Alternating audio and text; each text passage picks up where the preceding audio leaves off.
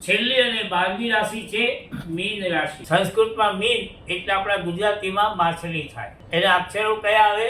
દ, ચ, ઝ અને થ।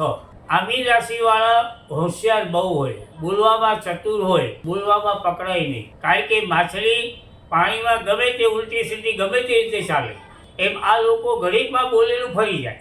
વળી બીજું શું હોય ખાસ કરીને આ લોકોમાં કે એનો માલિક ગ્રહ કોણ છે મીન રાશિનો? તો ગુરુ। આ લોકો પણ ધાર્મિક હોય, સત્તાશાળી હોય અને ધર્મપ્રિય પણ હોય, પણ ખાસ કરીને બોલવામાં એ પણ એકદમ વિવેકી હોય, કારણ કે ગુરુ ગ્રહ છે। સમાજમાં, સંસ્થામાં ગમે તે જગ્યાએ આ વ્યક્તિને મુખ્ય સ્થાન પર મૂકો તો એ કાર્ય બહુ સરસ રીતે કરે। સંસ્થાના ઉપરી બનાવવા હોય તો ખાસ કરીને કન્યા રાશિ, સિંહ રાશિ વાળા અને મીન રાશિ વાળા બનાવવા।